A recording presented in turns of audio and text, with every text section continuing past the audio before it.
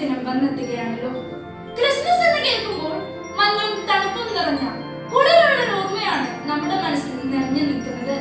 എന്നാൽ 2025 വർഷങ്ങൾക്ക് മുൻപ് നിറഗർഭിണിയായ ഭാര്യ മറിയത്തെയും കൂട്ടി പേരെഴുതി ചേർക്കാൻ ഇറങ്ങിത്തിരിക്കുന്ന ജോസഫ് തന്റെ ഭർത്താവിനോടൊപ്പം ശാരീരിക ക്ഷീണം വകവയ്ക്കാതെ കൂടെ പോകുന്ന പരിശുദ്ധ കന്യാമറിയം. ഈ ഒരു കാലഘട്ടത്തിൽ നമുക്ക് എന്ത് മാതൃകയാക്കാൻ പറ്റുന്ന ദൈവാശ്രയത്തിന്റെ ഉത്തമ മാതൃകയാണ് ഈ ദമ്പതികൾ. തന്റെ തിരുക്കുമാരനെ പ്രസവിക്കുവാൻ ഒരിടം തേടി അലയുമ്പോൾ പ്രസവ വേദനയുടെ നടുവിലും ദൈവപരിപാലനയിൽ ആശ്രയിക്കുന്ന പരിശുദ്ധ കന്യാമറിയം.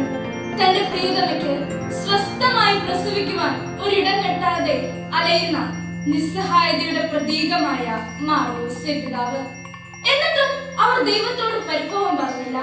ദൈവാശ്രയ ബോധത്തിൽ വളരുക മാത്രമാണ് ചെയ്തത്.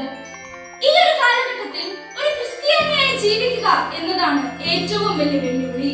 മാധ്യമങ്ങളുടെ അതിപ്രസരത്തിലാണ് നാം ഇന്ന് ജീവിക്കുന്നത്. നന്മയും തിന്മയും തിരിച്ചറിയാൻ വയ്യാത്ത കാലം.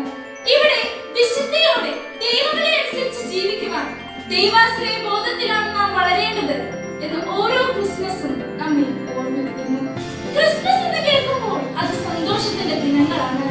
25 ദിവസവും പള്ളിയിൽ പോയി പ്രാർത്ഥിച്ച് നോമ്പെടുത്ത് അനുരഞ്ജന കൂദാശ സ്വീകരിച്ച് ഇക്കാലഘട്ടത്തിലെ പ്രതിസന്ധികളെ തരണം ചെയ്യാം.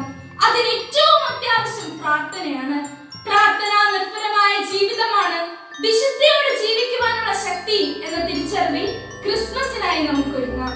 നന്ദി, നമസ്കാരം. ജയ് മിഷൻ.